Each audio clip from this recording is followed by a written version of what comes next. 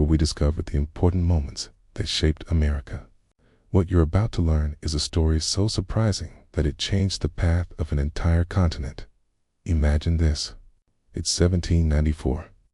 And one single battle fought in what we now call Ohio would decide whether the United States would grow westward or stay trapped along the eastern coast forever. The risks couldn't have been bigger, and the result would surprise everyone involved. In the thick forests of the Ohio Territory, two worlds were about to crash into each other with terrible results. On one side stood the most powerful Native American military group ever put together on North American land, led by smart leaders who had embarrassed the United States Army not once, but twice in awful defeats. On the other side, a disgraced general given one last chance to prove both himself and his nation's honor. What happened next would shock both sides and redraw the map of America forever. But to understand why this battle mattered so much, we need to go back to the very founding of our nation, because the roots of this fight were planted in the rooms where the Constitution was written, when the Founding Fathers created the United States. They faced a problem that threatened to destroy their new country before it could even start. The national government was drowning in debt from the Revolutionary War, owing millions to soldiers, suppliers, and foreign lenders. The solution they came up with would start a chain of events leading directly to the forests of Ohio. The answer lay in the huge wilderness beyond the Appalachian Mountains. The Northwest Territory, which included present-day Ohio, Indiana, Illinois, Michigan, Wisconsin, Maine, parts of Minnesota, represented incredible wealth in the form of rich farmland. If the government could measure this land, sell it to settlers, and collect taxes from the new communities, it could solve the debt crisis while making the American dream of westward growth come true. There was just one problem. This land wasn't empty. It was home to some of the most powerful and advanced Native American nations on the continent. The Miami, led by the smart war chief Little Turtle, controlled much of present-day Indiana and western Ohio. The Shawnee, under the popular Blue Jacket, ruled central Ohio. The Delaware, Ottawa, Wyandot, and dozens of smaller tribes had called this area home for generations. These weren't scattered groups of hunter-gatherers, as many Americans thought.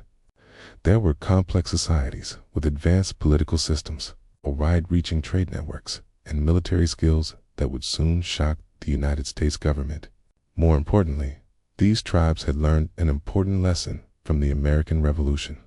Unity was strength. For the first time in generations, traditional enemies were setting aside old rivalries to face a common threat. Little Turtle, whose smart thinking would soon become legendary, had built an alliance that stretched from the Great Lakes to the Ohio River. This group represented perhaps 10,000 warriors, making it one of the largest military forces in North America at the time. The first sign of trouble came in 1785 when American surveyors began mapping the Ohio Territory under the Land Ordinance. Native American war parties attacked the surveying teams, burning their equipment and driving them back across the Ohio River. The message was clear. This land was not for sale. But the American government, desperate for money, refused to listen. Instead, they decided to use force to clear the way for settlement. President George Washington, who had personally invested in Ohio Valley land companies, proved military action to secure the territory. The man chosen to lead this expedition was Josiah Harmer, a Revolutionary War veteran with an impressive record on paper. Harmer put together a force of 1,353 men, including 320 regular Army troops and over 1,000 volunteer soldiers from Pennsylvania and Kentucky. On paper, this seemed like overwhelming force against what many Americans saw as a collection of scattered tribes. What happened next would shatter American beliefs about Native American military skills. In October 1790, Harmer's expedition entered the Ohio Territory with confidence, expecting to scare the tribes into giving up. Instead, they walked into a perfectly planned trap. Little Turtle had spent months preparing, using a network of scouts to track the American advance while positioning his warriors for maximum effect. The Battle of the Wabash, as it came to be known, was actually a series of coordinated surprise attacks that picked apart Harmer's force piece by piece. Native American warriors, many armed with British weapons and trained in European tactics, used the thick forest terrain to devastating effect. They would strike quickly, cause casualties, and disappear before the Americans could respond effectively. Harmer's militia, mostly farmers with very little military training, began to panic as their friends fell to invisible enemies. The high point came when Little Turtle carried out a brilliant tactical trick. He ordered a small force to attack Harmer's main camp, then retreat as if in panic. Harmer, smelling victory, ordered a chase with over 400 of his best men. What they found waiting for them was not a retreating enemy, but the bulk of Little Turtle's group positioned in a carefully prepared ambush site. The Americans were caught in a killing field with no escape routes. In less than 3 hours, Harmer lost 183 men killed and 31 wounded, while Little Turtle's forces suffered fewer than a dozen casualties. The survivors fled back to Fort Washington in complete disorder, abandoning their supplies, artillery, and wounded friends.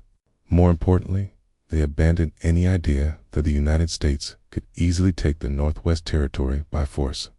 The defeat sent shockwaves through the American government. Here was a young nation that had just defeated the British Empire, embarrassed by what many officials dismissed as savages. The defeat also encouraged the Native American group, as tribes that had been hesitant to join the alliance now rushed to Little Turtle's banner.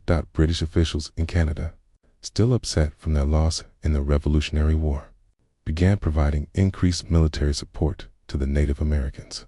Seeing an opportunity to limit American expansion, President Washington faced a terrible choice. He could abandon the Northwest Territory, which would mean financial ruin for the United States and the end of westward expansion. Or he could make the conflict bigger, risking even greater military disasters that might destroy American credibility forever. Washington, showing the determination that had carried him through the Revolutionary War, chose to make it bigger. But this time, he would send a larger force under more experienced leadership. The man chosen to restore American honor was Arthur St. Clair, a Revolutionary War general and territorial governor of the Northwest Territory. St. Clair was given unprecedented resources for his expedition, over 2,000 men, including 600 regular army troops, advanced artillery, and supply lines that stretched back to established bases. The force was so large that many observers predicted it would end Native American resistance within months. St. Clair's expedition began in October 1791 with great fanfare. Newspapers praised the general's careful approach, his attention to supplies, and his plans to establish permanent forts throughout the territory. Unlike Harmer's hasty advance, St. Clair moved slowly and carefully, building fortifications as he advanced and maintaining secure supply lines. For several weeks, everything went according to plan. But Little Turtle was watching and learning. The Miami war chief had studied the American defeat of the British and understood that patience and preparation were key to victory. He had also learned valuable lessons from Harmer's defeat, particularly about American weaknesses. St. Clair's large force was actually a disadvantage in the dense Ohio forests, making it slow-moving and dependent on vulnerable supply lines. More importantly, Little Turtle had identified a crucial flaw in American military thinking. They consistently underestimated Native American tactical skill. As St. Clair's force pushed deeper into Ohio, Little Turtle began carrying out his master plan. He used small raiding parties to harass the American supply lines, forcing St. Clair to send away valuable troops to guard his rear. He also spread false information through British contacts, leading the Americans to believe they were facing a much smaller force than actually existed. Most importantly, he waited for the perfect moment to strike. That moment came on November 4th, 1791, as St. Clair's army camped along the Wabash River in what is now western Ohio. The American position was poorly chosen. with dense forest on 3 sides and the river blocking retreat to the 4th. St. Clair, suffering from gout and weakened by dysentery, had given much of the tactical planning to subordinates who lacked his experience. The guards were poorly positioned, and no effort had been made to clear fields of fire around the camp perimeter. At dawn, Little Turtle struck with the largest Native American force ever assembled against United States troops. Over 1,000 warriors from a dozen tribes attacked simultaneously from 3 directions, using tactics that combined traditional Native American mobility with European military discipline. The effect was devastating and immediate. American guards were overwhelmed before they could sound a proper alarm, and the main camp fell into chaos as warriors poured through the perimeter. What followed was the worst defeat in United States Army history, surpassing even Custer's last stand in casualties and strategic importance. St. Clair's artillery was captured within the first minutes of fighting, turning American cannons against American soldiers. The militia units, already demoralized by weeks of harassment, broke and ran almost immediately. Even the regular army troops, supposedly the elite of American forces, found themselves outfought by Native American warriors who combined superior knowledge of the terrain with battlefield tactics that the Americans couldn't counter. St. Clair himself, despite his illness, showed remarkable personal courage. He had 2 horses shot from under him and took multiple bullets through his clothing, yet continued trying to rally his men. But courage couldn't overcome the tactical disaster unfolding around him. In less than 3 hours, he lost 832 men killed and 264 wounded out of his total force of about 1,400. The casualty rate of over 75% made it proportionally worse than any battle in American military history. The survivors who escaped told tales of horror that shocked the nation. They described warriors who seemed to appear out of the forest like ghosts, striking with devastating effect before disappearing again. They spoke of coordinated attacks that demonstrated military skill equal to European standards. Most disturbing of all, they reported that many of the Native American warriors were armed with superior weapons provided by the British, and that some were led by white officers who had switched to the Native American cause. The political consequences of St. Clair's defeat were immediate and severe. When word reached Philadelphia, then the nation's capital, Congress demanded investigations. Opposition newspapers accused Washington's administration of incompetence and called for impeachment proceedings. European powers, particularly Britain and Spain, began to question whether the United States was workable as a nation. Most seriously, the defeat encouraged further Native American resistance while making American settlers throughout the frontier question whether their government could protect them. But perhaps the most significant consequence was strategic. Little Turtle's group now controlled virtually all of the Northwest Territory, effectively blocking American expansion beyond the Appalachian Mountains. British officials in Canada, encouraged by American defeats, began openly supporting the Native Americans with weapons, supplies, and military advisors. Some even suggested that Britain should establish a Native American client state in the Ohio Valley, permanently limiting American growth. For Washington, the situation had become a matter of survival. The United States could not survive as a nation confined to the eastern coast, especially with a hostile Native American group controlling the interior and British support growing stronger. The national debt crisis remained unsolved, meaning the government still desperately needed money from Western land sales. Most importantly, American credibility was at stake. 2 terrible military defeats had made the United States appear weak and incompetent to both allies and enemies. The president made a fateful decision. He would stake everything on one final expedition, and this time he would choose his commander very carefully. The man Washington selected would surprise many observers, as Anthony Wayne was considered by some to be past his prime and by others to be too reckless for such a crucial mission. But Washington saw qualities in Wayne that others missed qualities that would prove decisive in the battles ahead. Anthony Wayne had earned the nickname Mad Anthony during the Revolutionary War, not because he was insane, but because his tactical boldness often seemed reckless to more traditional generals. At the Battle of Stony Point, he had led a midnight bayonet assault against what seemed like impossible odds, capturing a supposedly unbeatable British fortress through sheer boldness. At Monmouth, he had rallied broken American troops and turned near defeat into victory. Most importantly, Wayne understood something that Harmer and St. Clair had missed. Hiding Native Americans required different tactics than fighting Europeans. Wayne also brought something his predecessors lacked: genuine respect for Native American military skills. During the Revolutionary War, he had fought alongside and against Native American forces, learning to appreciate their tactical skill and battlefield effectiveness. He understood that defeating Little Turtle's group would require not just superior numbers or equipment, but superior strategy, training, and leadership.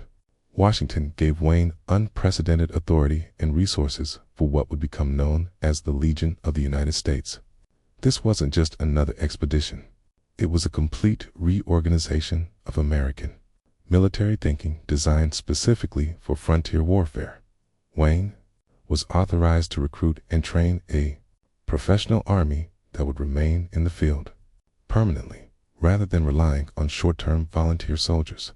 He was also given authority to develop new tactics, acquire specialized equipment, and establish a network of fortified bases that could support extended operations. Wayne began his preparations with characteristic thoroughness, rather than rushing into the field like his predecessors. He spent over a year building and training his force at a camp he established near Pittsburgh. The Legion of the United States would consist of 4 sublegions, each combining infantry, cavalry, and artillery in a flexible organization that could adapt to frontier conditions. More importantly, Wayne started a training program that emphasized marksmanship, wilderness survival, and small unit tactics. The general also revolutionized American intelligence gathering in the Ohio Territory.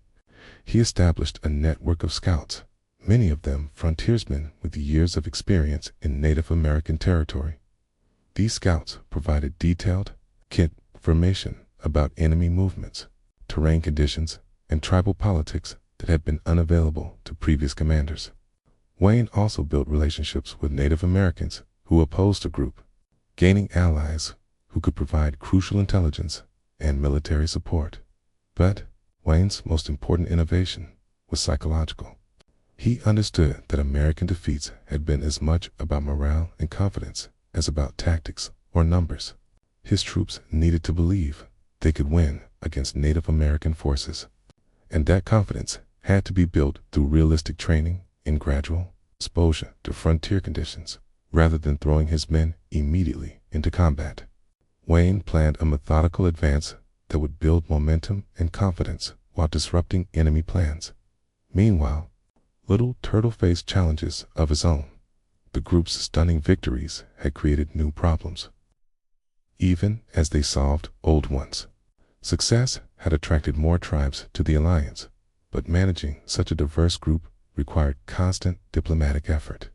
Different tribes had different war goals, from the Miami's goal of controlling their traditional hunting grounds to the Shawnees' desire to push American settlers back across the Ohio River entirely.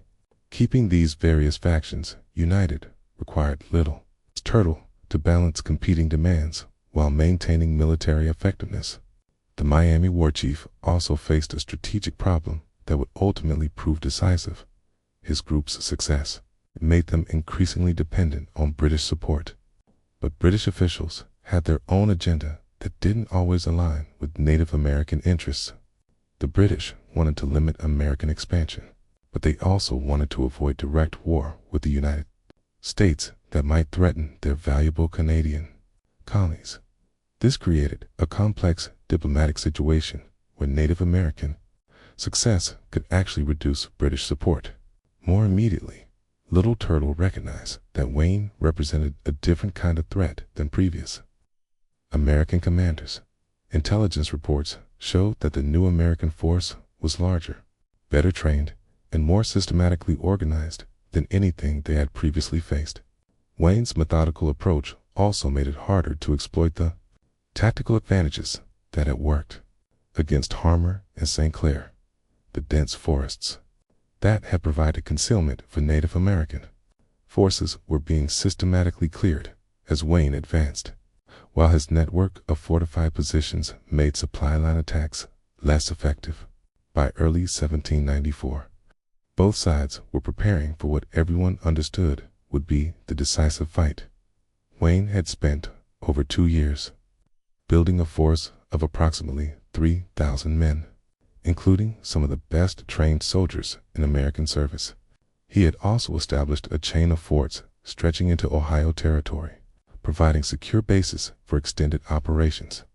Most importantly, he had developed tactical innovations specifically designed to counter Native American fighting methods, including rapid deployment techniques and combined arms coordination that had never been attempted in frontier warfare. Little Turtle commanded a group that had grown to include warriors from over 20 tribes, representing perhaps the largest Native American military alliance in North American history. These warriors were well armed with British weapons, experience from previous victories, and fighting to defend their homelands. They also enjoyed significant advantages in terrain, knowledge, and mobility that had proved decisive in previous battles. But Little Turtle was beginning to have doubts about the group's chances against Wayne's methodical approach. The war chief's concerns were well-founded. Unlike previous American commanders, Wayne refused to be drawn into hasty attacks or tactical traps. His advance was slow but systematic, clearing fields of fire around his camps, establishing secure supply lines, and gathering detailed intelligence about enemy positions. More importantly, Wayne had learned from previous American mistakes, avoiding the overconfidence that had doomed his predecessors while maintaining the aggressive spirit necessary for victory. The first test came in June 1794 when Little Turtle attempted to repeat his previous success with a surprise attack on Wayne's advancing army. The group assembled over 1,300 warriors for an assault on Fort Recovery, one of Wayne's newly constructed bases. The attack began before dawn with the kind of coordinated assault that had devastated St. Clair's army 3 years earlier. But this time, the Americans were ready. Wayne had expected exactly this kind of attack and had designed his fortifications accordingly. Fort Recovery's walls were positioned to provide overlapping fields of fire, while its garrison had been trained specifically to repel Native American assault tactics. When the group warriors charged, they found themselves caught in a killing field with no cover and no escape routes. The attack that should have been another stunning Native American victory instead became a costly failure, with Little Turtle losing over 100 warriors while causing minimal casualties on the Americans. The failure at Fort Recovery marked a turning point in the war. For the first time, the group had failed to achieve a significant victory against American forces. More importantly, the failure created divisions within the alliance as various tribal leaders questioned Little Turtle's strategy. Some wanted to abandon the group and negotiate separate peace treaties with the Americans. Others, led by the Shawnee war chief Blue Jacket, argued for an even more aggressive approach that would risk everything on a single, decisive battle. Little Turtle himself was beginning to doubt whether the group could win against Wayne's methodical approach. His intelligence network reported that the American force was unlike anything they had previously faced. Wayne's troops were better trained, better disciplined, and better led than the militia forces that had been defeated so easily in previous battles. More troubling, the Americans seemed to have learned from their previous mistakes, adapting their tactics to counter Native American advantages. The Miami war chief faced a terrible choice. He could continue the war, risking the destruction of his group and the devastation of his people. Or he could seek peace negotiations, which might preserve Native American lives, but would almost certainly mean the loss of most tribal lands in Ohio.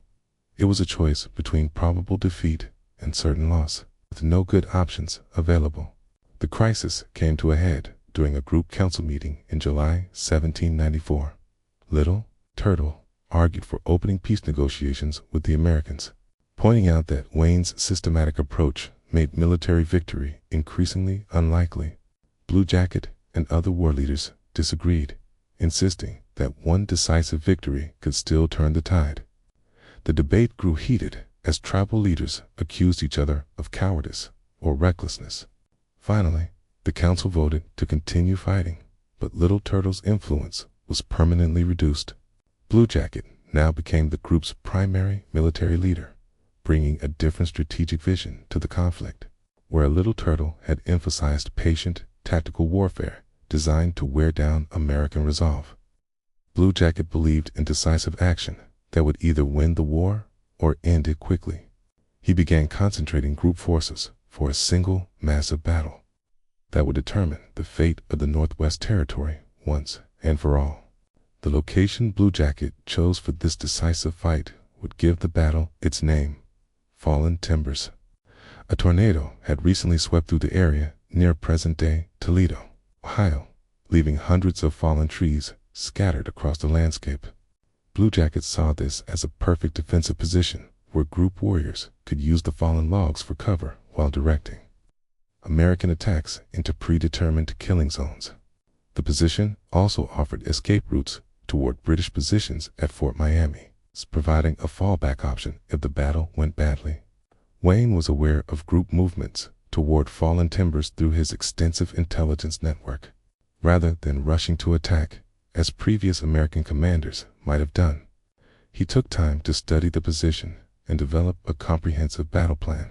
He recognized that the fallen trees could provide excellent, tensive positions for Native American forces, but he also saw weaknesses that could be used with proper tactics and timing. The American general's plan was characteristically methodical and comprehensive, rather than attempting a frontal assault against prepared defensive positions.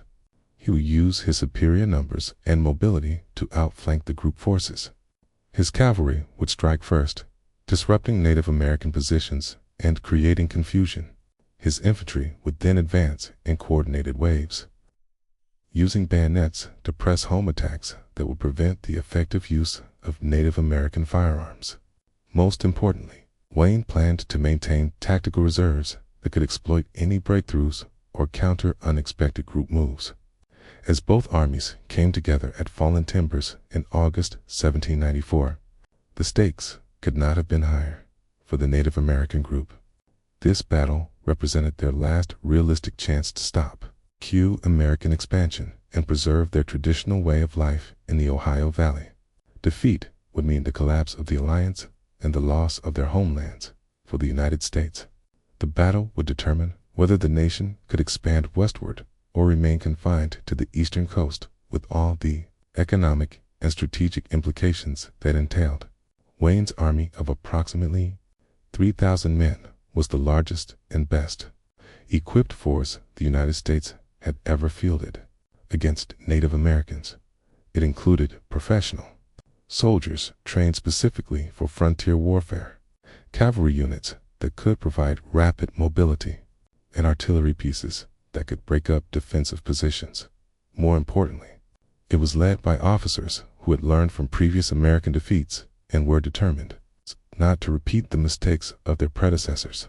Blue Jackets group force numbered approximately 1,500 warriors, representing tribes from across the Great Lakes region and Ohio Valley.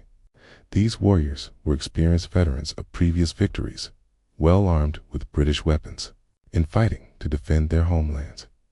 They also held what seemed like an ideal defensive position among the Fallen Timbers, with natural cover and prepared escape routes. By all previous standards of frontier warfare, they should have had significant advantages.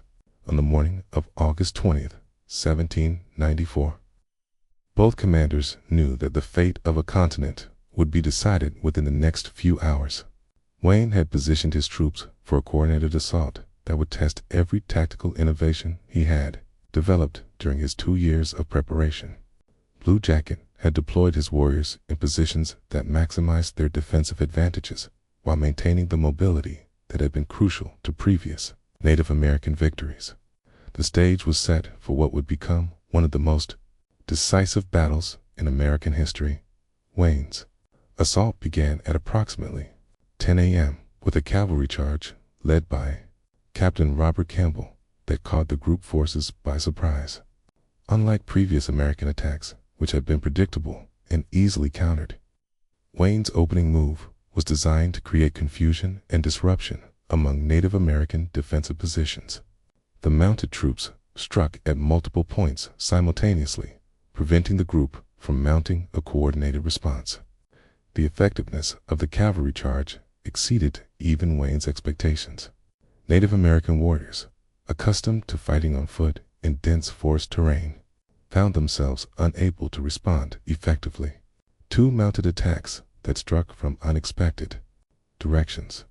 The fallen timbers that were supposed to provide defensive cover instead became obstacles that limited warrior mobility and prevented effective counterattacks.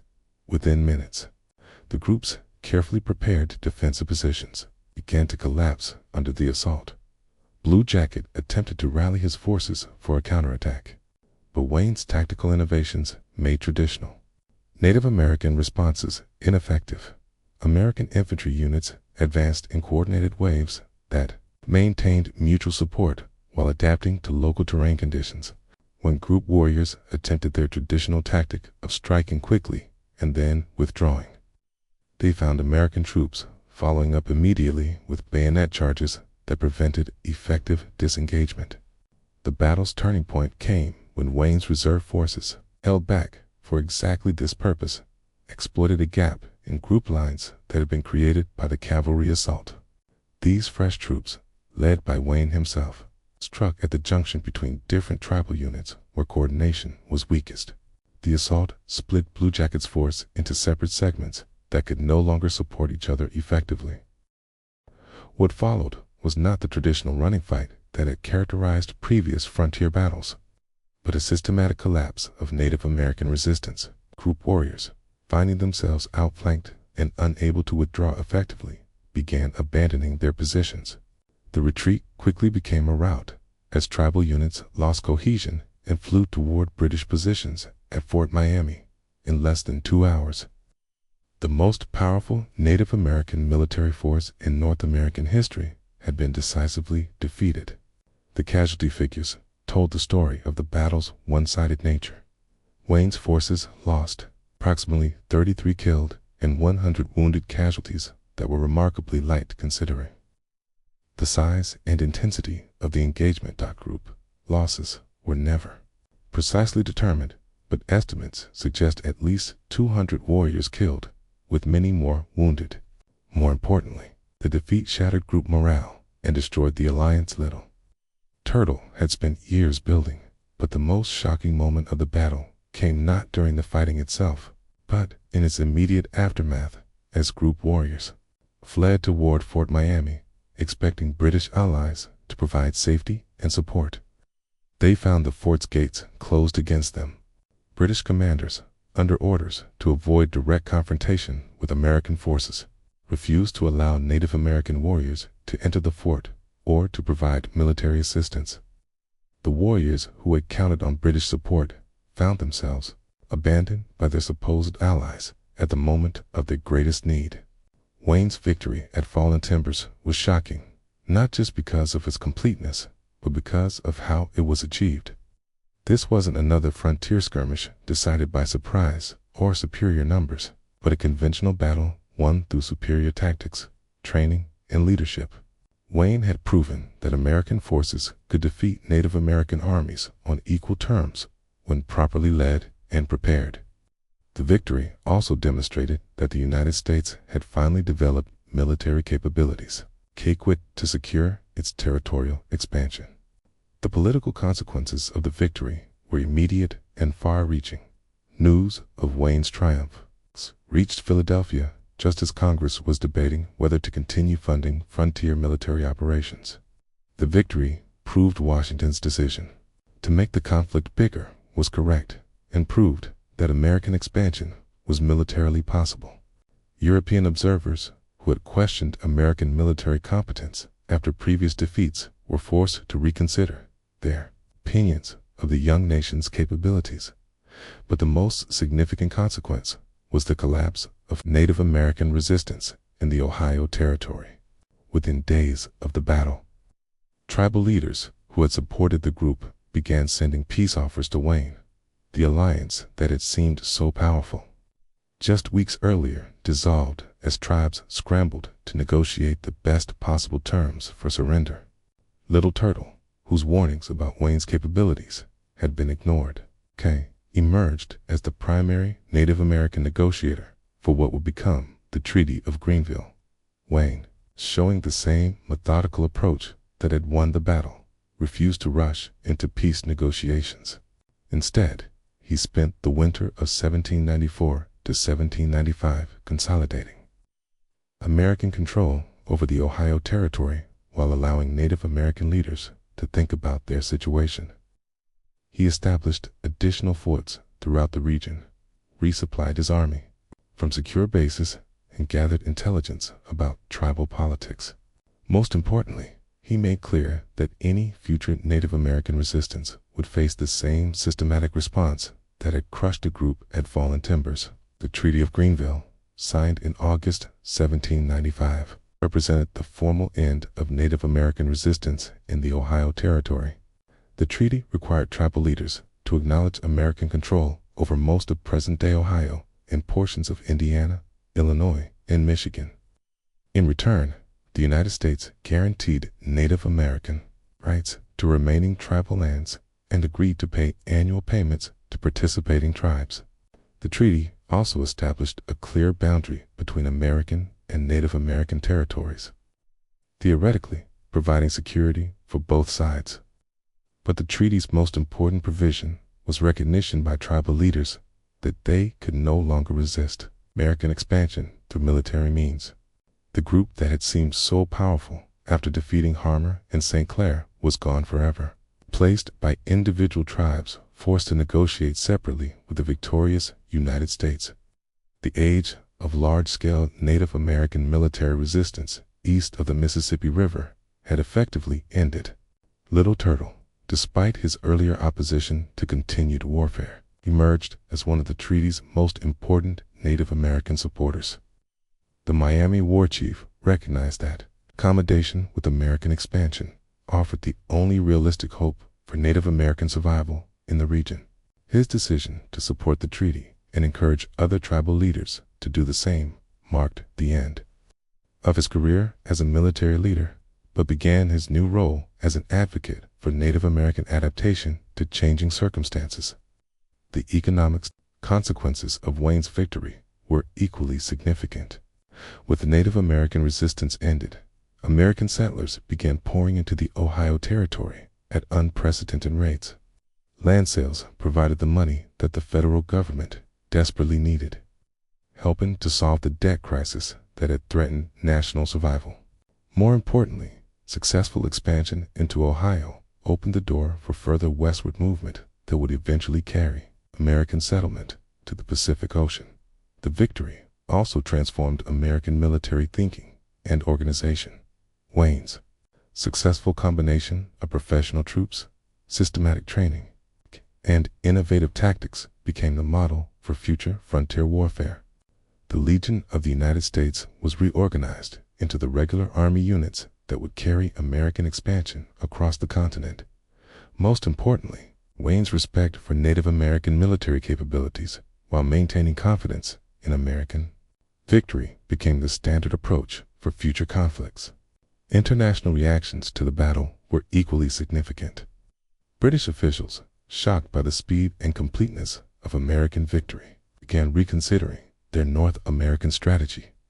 The policy of supporting Native American resistance against American expansion was clearly no longer workable, forcing Britain to focus on defending its Canadian territories rather than limiting American growth.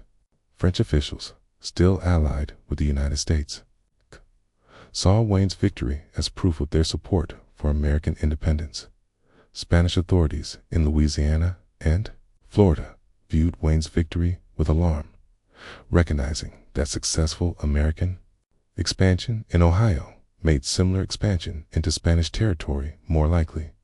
The battle effectively ended Spanish hopes of creating a buffer zone between American settlements and Spanish colonies, forcing Madrid to begin planning for eventual American pressure on its North American territories. But perhaps the most profound consequence of the Battle of Fallen Timbers was psychological.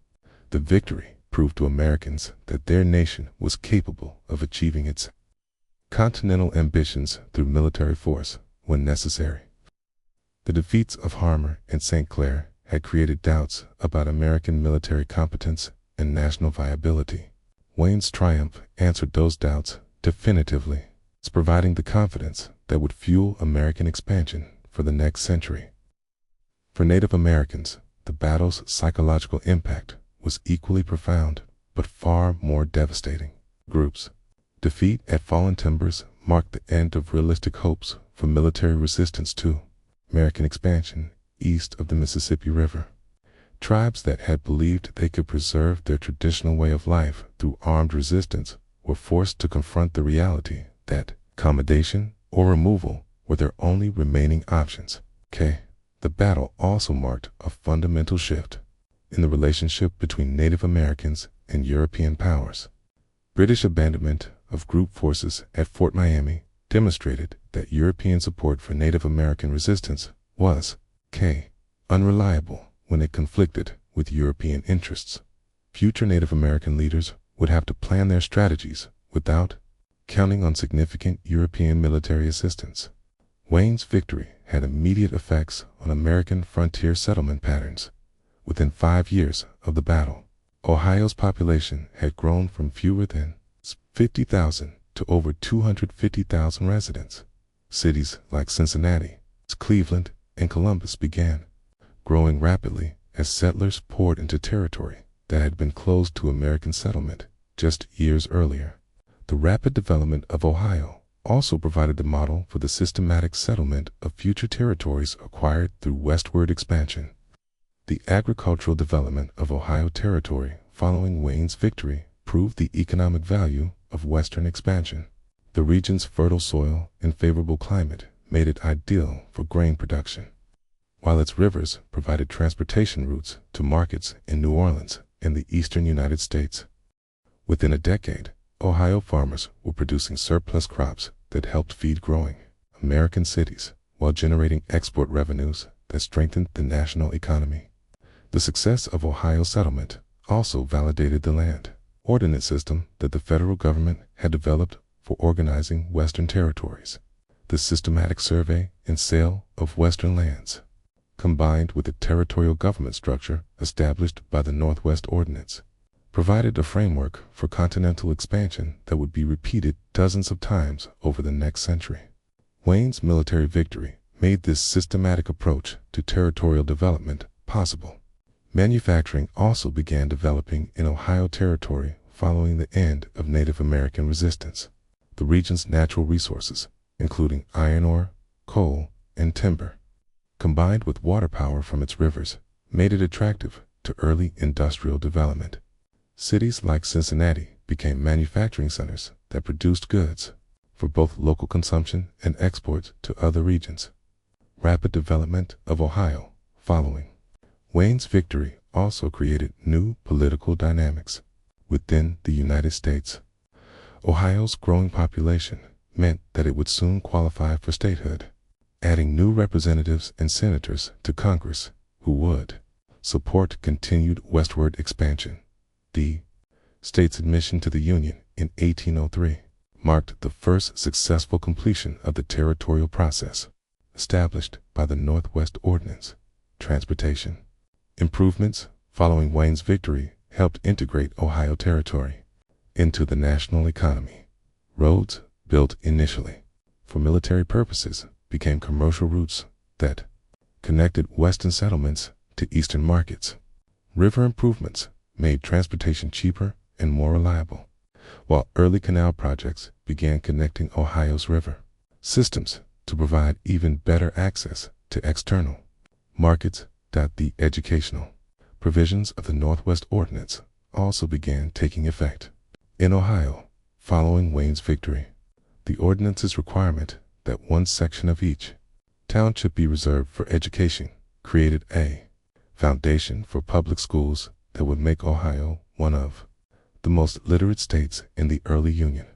Ohio University, founded in 1804, became the first institution of higher education in the Northwest Territory.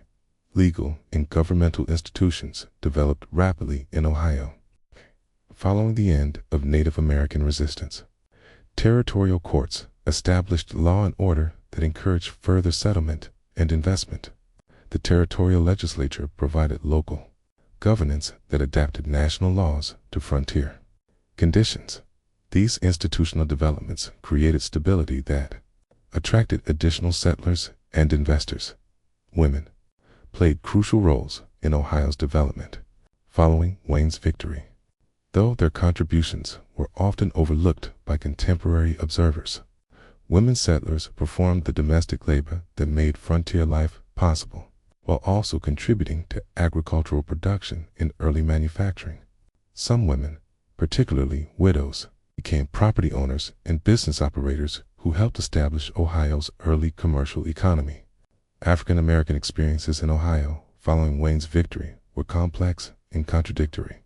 The Northwest Ordinance's prohibition of slavery meant that Ohio would become a free state, attracting both escaped slaves and free blacks seeking better opportunities. However, discriminatory laws and social practices limited African American rights and opportunities throughout the territorial period and beyond.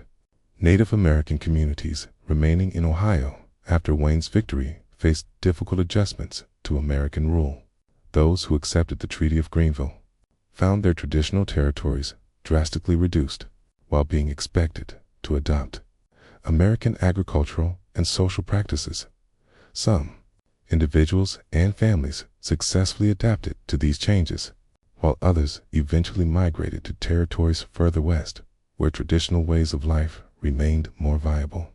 The fur trade, which had been a major source of Native American income and the foundation of tribal economies, declined rapidly following American settlement of Ohio Territory.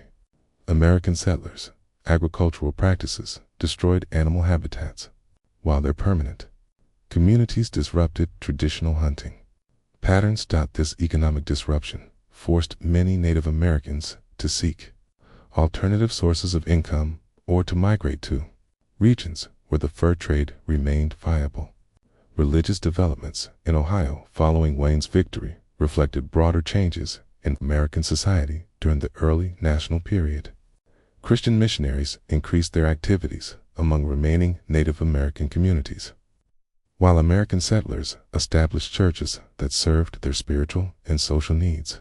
The religious diversity of Ohio's settlers created a pluralistic environment that differed significantly from the more uniform communities of the eastern coast. Environmental consequences of American settlement in Ohio following Wayne's victory were dramatic and largely irreversible. Forest clearing for agriculture and settlement eliminated millions of acres of old growth forests while altering water patterns and wildlife habitats. These environmental changes, while economically beneficial to American settlers, represented the destruction of ecosystems that had supported Native American communities for generations.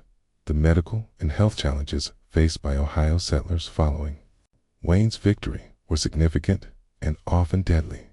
Diseases like malaria, typhoid, and dysentery were common in early settlements, while medical care was primitive by modern standards. However, the growing population and economic development gradually led to improvements in public health and medical services. Cultural developments in Ohio following Wayne's victory reflected the diverse backgrounds of American settlers. Migrants from New England, the Mid-Atlantic states, and the South brought different traditions and perspectives that blended to create distinctive Ohio cultures. These cultural exchanges, made possible by the peace that Wayne's victory had established, enriched American civilization while sometimes creating conflicts between different groups. Technological innovations in Ohio following Wayne's victory often adapted Eastern techniques to Western conditions.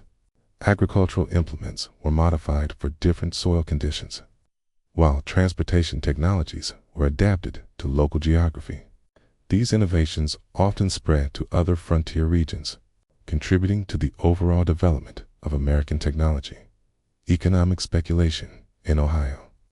Lands following Wayne's victory created both opportunities and problems for territorial development, while investment capital helped finance development projects. Speculative bubbles also created instability and sometimes defrauded settlers. The balance between encouraging investment and preventing abuse became a continuing challenge for territorial and state governments. Labor systems in Ohio following Wayne's victory reflected the territory's free status while adapting to frontier conditions. The absence of slavery meant that most work was performed by family members, hired workers, or indentured servants. These labor systems, while sometimes exploitative, provided opportunities for economic advancement that were unavailable in slaveholding regions. Social stratification in Ohio following Wayne's victory was less rigid than in eastern states, but still reflected economic and cultural differences among settlers. Successful merchants, professionals, and large landowners formed an emerging elite, while small farmers, artisans, and laborers comprised the majority of the population. These social distinctions, while less pronounced than in older regions, still influenced political and economic development. Political participation in Ohio following Wayne's victory was more democratic than in most contemporary societies, reflecting frontier conditions and American Republican ideals.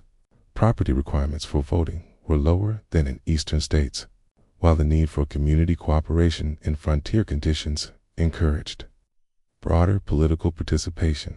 These democratic practices would influence Ohio's political culture throughout its history. Military organization in Ohio following Wayne's victory evolved from the professional forces that had won the battle to territorial militia units responsible for local defense. These militia units, while less professionally trained than Wayne's Legion, provided security against remaining threats while preparing Ohio residents for future military service. The militia system also reinforced democratic values by involving ordinary citizens in their own defense. Infrastructure development in Ohio following Wayne's victory began with military roads and forts, but expanded rapidly to include civilian transportation and communication networks. Postal roads connected Ohio settlements to eastern cities, while river improvements facilitated commercial transportation to these infrastructure investments, often supported by federal funds, accelerated Ohio's economic development. Immigration patterns to Ohio following Wayne's victory reflected both the attraction of available land and the security provided by Wayne's military success. Settlers came from throughout the existing United States and from European countries, creating ethnic diversity that enriched Ohio culture, while sometimes creating social tensions. The successful integration of these diverse populations demonstrated the possibility of American expansion without social fragmentation. International trade connections developed by Ohio following Wayne's victory linked the territory to global markets, through river routes to New Orleans and overland connections to eastern ports. These trade relationships brought outside capital and goods into Ohio while providing markets for Ohio products. The success of these connections validated the economic potential of Western expansion that had motivated the original conflict with Native Americans. The Battle of Fallen Timbers thus represents far more than a single military engagement. Wayne's victory opened the door to systematic American expansion that would eventually reach the Pacific Ocean. The battle demonstrated that the United States possessed the military capability to secure its territorial ambitions when properly led and organized. Most importantly, the victory established patterns of expansion, settlement, and development that would define American growth for the next century. The shock of Wayne's victory lay not just in its military completeness, but in its broader implications for the future of North America. In a single battle lasting less than 2 hours, the fate of a continent was decided. The Native American group that had seemed capable of permanently blocking American expansion was destroyed forever. The British policy of supporting Native American resistance was proven useless. The United States demonstrated that it possessed the will and capability to expand westward regardless of obstacles. For the thousands of Native Americans who had placed their hopes in the group's military success, the battle's outcome was truly shocking in its finality. Generations of resistance to European encroachment ended in the forest of Ohio. The way of life that countless tribes had fought to preserve was lost forever. The psychological impact of this defeat would influence Native American responses to American expansion for generations. For Americans, Wayne's victory was shocking in its validation of national ambitions that had seemed unrealistic just years earlier. The young republic that had struggled to survive its first decade had proven it could expand across a continent. The economic benefits of Western expansion that had seemed theoretical became immediate reality. The confidence generated by Wayne's victory would fuel American expansion through the Louisiana Purchase, Mexican War, and eventually to the Pacific Ocean. The international community was equally shocked by the broad implications of Wayne's victory. European powers had expected the United States to remain a weak group of eastern states, limited by geographical barriers and Native American resistance. Wayne's triumph demonstrated that America was capable of continental expansion that would eventually challenge European influence throughout North America. The balance of power in the Western Hemisphere shifted permanently with this single battle. Wayne himself was shocked by the completeness of his victory and its immediate consequences. The methodical campaign that he had expected to require years of effort was essentially completed in a single engagement. The systematic approach that he had developed for frontier warfare proved so effective that it became the model for American military operations throughout the continent. Wayne's tactical innovations at Fallen Timbers influenced American military thinking well into the 20th century. The speed with which Ohio Territory developed following Wayne's victory shocked contemporaries who had expected frontier settlement to remain slow and dangerous. Within a decade, Ohio had grown from a contested wilderness to a prosperous state ready for admission to the Union.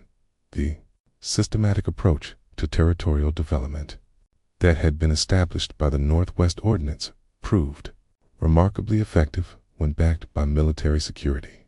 Perhaps most shocking was the realization that the Battle of Fallen Timbers had settled questions that went far beyond its immediate military objectives.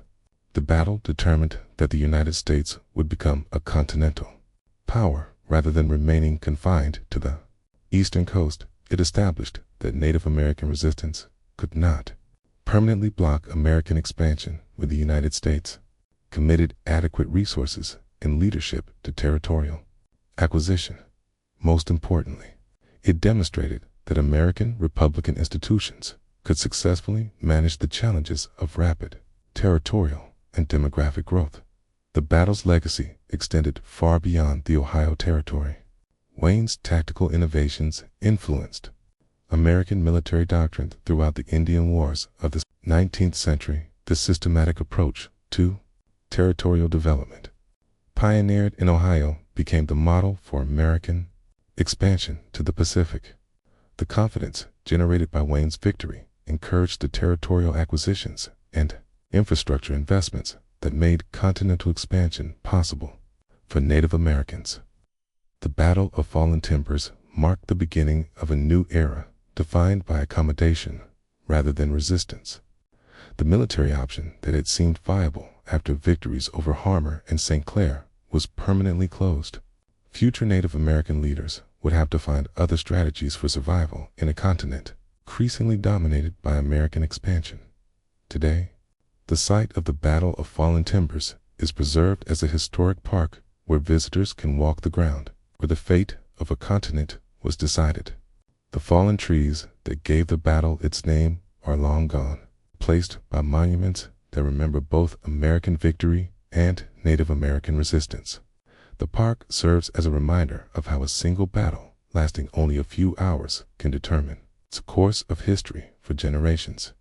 The shock of Wayne's victory at Fallen Timbers echoes through American history to the present day.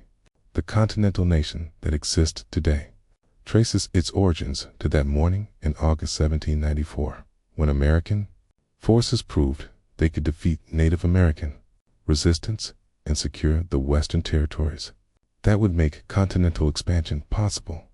Every state west of Pennsylvania owes its existence to the pathway opened by Anthony Wayne's tactical genius and the sacrifice of his soldiers at Fallen Timbers. The battle stands as one of history's most decisive engagements, comparable to Marathon, Hastings, or Saratoga in its long-term consequences. In less than 2 hours of fighting, the future of North America was determined. The United States would expand from ocean to ocean. Native American resistance east of the Mississippi would never again threaten that expansion. The economic resources of the continent would be available to fuel American growth into a global power. That's the shocking story of the Battle of Fallen Timbers, where a single engagement changed the course of American history forever. From the desperate financial crisis that drove Western expansion, through the humiliating defeats that nearly ended American expansion before it began, to the methodical triumph that opened a continent to American settlement. It's a story of tactical genius, strategic vision, and the courage of soldiers on both sides who fought for the future they believed in. This has been the Historic America, bringing you the pivotal moments that shaped America. The Battle of Fallen Timbers reminds us that history often turns on single moments when everything hangs in the balance. Wayne's victory opened the door to continental expansion, but it also began the displacement of Native American peoples that remains one of the most tragic chapters in American history. Understanding both the triumph and the tragedy of Fallen Timbers, helps us better understand the complex legacy of American expansion. Subscribe for more stories of the battles, decisions, and individuals who created the America we know today. And remember that history isn't just about the past. It's about understanding how we got to where we are now.